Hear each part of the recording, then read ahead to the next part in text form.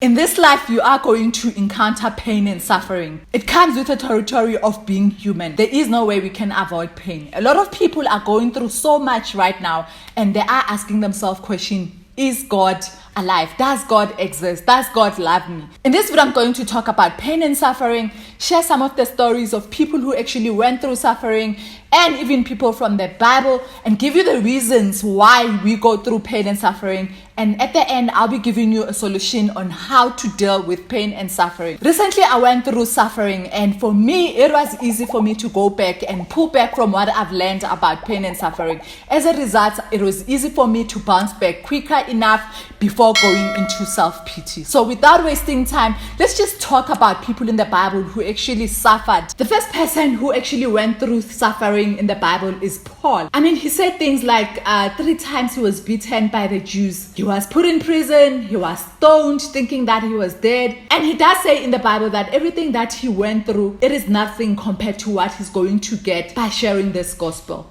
The second person who actually suffered the most is Job. For 9 months, he actually went through worse suffering. And I'm sure I do not want to go through that suffering. He was sick. All his sores that he got in his body, he lost his family. Only his wife remained, and also he lost all his riches. Through that, at the end, God restored everything that was lost, and he gave him even more. Another person who went through pain and suffering is Jesus. He actually had to come and die for us, and all the pain and suffering that he went to. And he is actually a good example to show us how to embrace pain and suffering, and at the end, do fulfill your purpose and mission. So he is a good example for us to learn. I am now going to share some of the pain and suffering that people go through. I mean, as a person who usually gets admitted at Vista Clinic for depression, I usually see people who are going through the most. Imagine a parent who actually lost his son, and that son was actually hanged somewhere, and he still has a picture coming to show us. Every time we go to sessions, he would say, do you want to see my son who actually got hanged? And he is not recovering. He is not becoming fine. He constantly goes to Vista because he is still suffering from losing that son. Other people will go through suffering like getting raped, getting drugged, and then being taken anywhere without your knowledge, and people doing as they please with your body. Other people get raped. Other people lose their parents at the same time. Imagine same day you lose your father, your mother, your uncle. It feels like you're actually losing everyone in your family, and you still have to continue living. So those are the suffering that people actually go through. Another person who's a celebrity who actually went through pain and suffering is Amanda Dambuza. You can go through her YouTube channel, and also I suggest that you can also read her book called Baked in Pain. And she shares so much about her life, how she was actually abandoned, her being raped, her leaving her home at an early age in order to survive at a very young age. But now she is a CEO of a company, she is a graduate, and she is saying that her pain actually fueled her in order to do all these things. Imagine not having anyone to pay for your school fees, and yet you still manage to get your degree. So there's so many people around the world who are going through the same thing that you are going through. It might look like you're the only one and that the pain will consume you, but then trust me, there's other people who are actually going through the pain. And we cannot minimize your pain. Your pain is real, and you are allowed to go through the emotions and the suffering that you are supposed to go through. But then in this video, I'm just going to share some of the things that you can do in order to deal with pain. The solution to pain and suffering actually comes from the Bible, because God himself, he says, we will not go through pain and suffering without him being there. There are 2 types of pain, the physical pain and non-physical pain. So your physical pain, we see in the Bible where Paul says, I had a thorn in my body and God didn't take it away. I had to live with that, and God even said that my grace is sufficient for you. So he didn't focus on his pain too much. He focused on the mission that he was supposed to do. Other people go through sicknesses. Other people go through disability. Stephen Fusik is one of the people who was actually born without hands and feet, and yet he is doing so much in this world. And then let's talk about non-physical sufferings, anger, mental health, those are the ones which you cannot actually touch. I mean, the emotional abuse that people go through in marriages, even at work, or even with your relatives. So those are non-physical suffering. Before I even explain the reasons why we go through pain and suffering, I just want to give you the misconceptions about pain and suffering. And the first one is we are not supposed to suffer as Christians. There is nowhere in the Bible where God says we are not going to suffer as Christians. Suffering is part of our life. We are going to suffer. So if you think that as a Christian, as a child of God, you are not going to suffer, you got it wrong. The second misconception is that you have to think positive. And I am saying you can pretend, you can smile, you can fake it to all the other people that you are around with. But then if the root cause of the problem is not solved, you will continue to get hurt. You can delay it maybe for a certain time, but then one day it will resurrect. You have to deal with the main source of the problem, why you are suffering. Another misconception that people will say is that pain is always negative. Like when you go through pain, it's always bad and nothing good will come of it. But then have you noticed that we learn best when you go through pain? And I know for me, for example, I know every time I go through pain, that's when I actually learn the most. I mean, even Rihanna says it in her song that we learn best when we get burned. I mean, even a child as well, when they touch a stove and actually get burned, that's when they learn faster not to play with fire. The fourth misconception is that it denies the power of our Savior. The fact that Jesus died in the cross for us, for our freedom. So we are actually saying that, okay, what Jesus did in the cross is not true. And we are also saying that when God says, I am omnipresent, I am omniscient, I am everywhere, and I am all-knowing, we are saying that, no, God, you cannot see my pain, you cannot help me. We're actually not trusting God. Fifth misconception is that when you drink pills, the happy pills that you get when you go to psychologists, that you will become happy. Have you noticed that happiness, it's actually fake happiness because it is controlled by those pills. When you stop taking those pills and then you go back to the original state where the problem was not actually dealt with. So John 16 verse 33 says, I have said these things to you that in me you may have peace. In the world you will have tribulation, but take heart, I have overcome the world. This is Jesus giving us comfort, giving us hope that he has already overcome this world and that we should have hope in him, because in him we can have peace. Peace only comes when you go to God. In our suffering, in our baggages, in our sicknesses, in our abuse, in everything that we go through, when we go to Jesus, we will actually have peace. I am now going to share the reasons why we have suffering in this world. The first reason why we go through pain and suffering is because of the fall of man. Adam and Eve actually were given a command not to eat from the tree in the middle, and they actually disobeyed God. And as a result, that curse is actually happening even now. So we are living in a world which is full of curse. God created this earth and everything was perfect. But because of that disobedience, we are living in a world that is cursed. So anything that is happening, it is going to be sinful. That's why we say we are sinful people and we do need God to save us. The second reason why we go through pain and suffering is because of the personal sin. I mean, we choose, sometimes we do choose. God will give us commandments. God will say, do not do this and this. And then we do that. And then at the same time, we go through this pain and suffering. I mean, let's talk about David. I mean, he actually killed someone's husband because he wanted Bathsheba. And then when you read Proverbs, where you actually go through and go and repent and ask God for forgiveness, it is because of his personal sin. And there's so many things that we do in this life. And then at the end, we say, God doesn't love me. And then we say God doesn't exist. But it is because of personal sin. So we cannot blame God for that. That reason is because of people that we live with, people around us. I mean, sometimes you go through suffering as a child because your dad left you or your mother left you. I talked about Amanda Dabuza. Her parents left her and then she had to fend for herself. So this is a result of a mother leaving her child. And another person we can think of in the Bible is Adam and Eve. Just because Adam actually listened to Eve, and because of that resulted in a curse. Another one is Cain and Abel. He killed his brother just because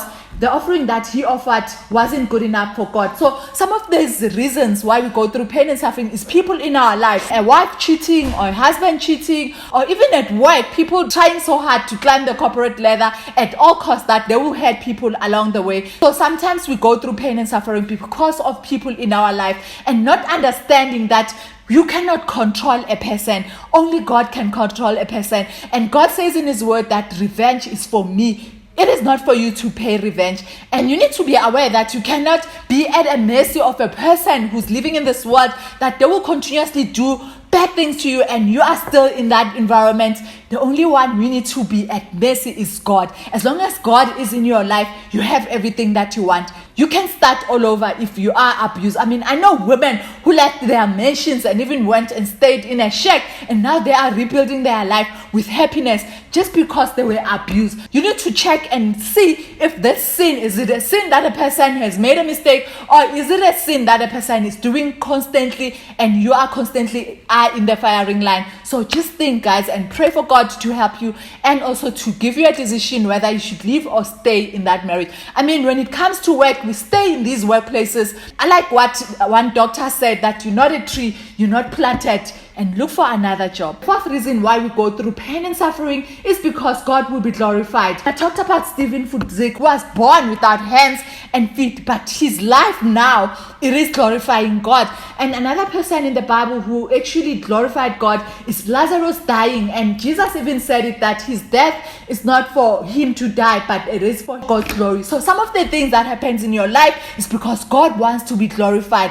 The fifth reason why we go through trials and tribulation is because of our personal development, spiritual growth. So we have to go through that suffering because we learn the most. You know, when you learn after going through something, you never repeat the same thing because you now know it is hard there. And God uses these trials and tribulations sometimes in order to grow us spiritually. There are so many people in the Bible who actually went through suffering in order for them to grow. I mean, we think about Joseph. Joseph went through so much suffering. The scholars are saying 22 years he actually went through suffering, where his brothers actually sold him. Potiphar's wife went into prison for him to grow spiritually and to learn. And at the end, we see how Joseph, he's the one who's actually saving the whole nation by storing up food before the famine. When you go through pain and suffering, you need to ask yourself question: what is the reason why I am going through this pain and suffering? I am struggling. I am still learning that every time when I go through pain and suffering, I always ask myself, what is the purpose of this suffering? But then during that time, I don't think about that. I usually throw the Bible away. I usually don't want to pray. I usually throw myself into this self-pity party that I go through. And then sometimes I usually go back and remember what I learned about pain and suffering. So guys, the same with you guys. Just ask yourself, what is the opportunity? What is God presenting for me in order to go through this pain and suffering? So the question is, what do you do when you go through pain and suffering? At that moment when you're actually crying, when you actually feel like God doesn't love you, that's the time where you actually need to go to God, because God is the only solution to your problem. Isaiah 41 verse 10 says, "Fear not, I am with you, be not dismayed, for I am your God, I will strengthen you, I will help you, I will uphold you with my righteous right hand." So guys, God is with you. You are never alone. So if you feel alone and feel like no one is there and feel like you're going through suffering alone, just know that God is with you. He's saying He will strengthen you. He's the only one who will actually move you from that point where you feel like you are defeated, you cannot move on. He's saying, I will give you strength. I will uphold you with my right hand. So guys, you are with God. You do not need anyone else. Yes, people might encourage you, but people won't know exactly how to best encourage you except God. Whenever I am sleeping and someone call me for help, I might not help at that time, but God, He will help you all the time. So go to God, because He is the only solution that we need in our life. And the second thing that we need to do, we need to have the right attitude towards God. We must pray that He give us the love for Him, because He's the one who will sustain you. So if you go with an attitude, you're good, I hate you, God, God, you are not with me, God, you do not love me, that's not true, because some of the sin that we have is because of our own personal sin. Some of the sins that we have is because God enabled us to go through that sin so that we can learn something. So either way, it is for our growth. The original sin from Adam, it is not because of God. God created everything to be perfect and good for us, for our good, but Adam and Eve sinned. So either way, it's still not God, but God is the only one who even gave us the solution to all our problems. So every time we go to God, every time we go to Jesus Christ, that's where we find solutions. And we need to be aware that sometimes God might not take the pain, but then He is saying that His grace, it is sufficient for you. I talked about Paul, who actually had a thorn in his body, and every time God will say, my grace is sufficient for you. You are still not alone in that sickness, in that pain. God is still with you and his glory will be shown through your life. So the right attitude is important when you go through pain and suffering. Let's read Matthew 5 verse 12 so that you can see what I'm saying when I say rejoice when you go through pain. Matthew 5 verse 12 says, "Rejoice and be glad, for your reward is great in heaven. For so they persecuted the prophets who were before you." So you need to know that you are not alone. And the reward in heaven is greater than the pain that we are suffering in this world. I mean, Revelations talks about we will get to a point where there won't be tears, there won't be suffering, there won't be sickness. This body that is decaying, we will get another resurrection body which will not die. The rewards that are coming in heaven are greater than what we are going through in this world. So you just need to hang on and follow what the Bible is saying, because God says, "I am with you." I talked about some of these trials and tribulation are actually for our own personal development, for our own spiritual development. Let's read what James 1 verse 2 says. "Count it all joy, my brothers, when you meet trials of various kinds, for you know that the testing of your faith produces steadfastness, and let steadfastness has its full effect, that you may be perfect and complete, lacking in nothing." As Amanda says, that she was baked in pain. So you have to go through this whole process of being tested, and do consider it joy because it produces steadfastness. And that steadfastness, it must have its full effect so that you may be perfect and complete, lacking in nothing. So guys, embrace pain. Embrace that time, because I mean, even in Ecclesiastes it says we have season for everything. We have season for joy, we have season for crying, we have season to plant, we have season to reap. So we will go through pain. No one is exempt from this. Sometimes when you go through pain and suffering, we act as if we didn't expect it. We act as if it's not supposed to happen to us. If it's not happening to us, who is it supposed to happen to? Let's read what 1 Peter 4 verse 12 says. "Beloved, do not be surprised at the fiery trials when it comes upon you to test you, as though something strange were happening to you. But rejoice." So guys, let's not be surprised when you go through trials and tribulation, because we know that we are being tested, or either we grow. Let's just look for that opportunity and ask ourselves, what is God is doing this time? I think it's better when you know and expect that something will happen, and see it as an opportunity for you to grow.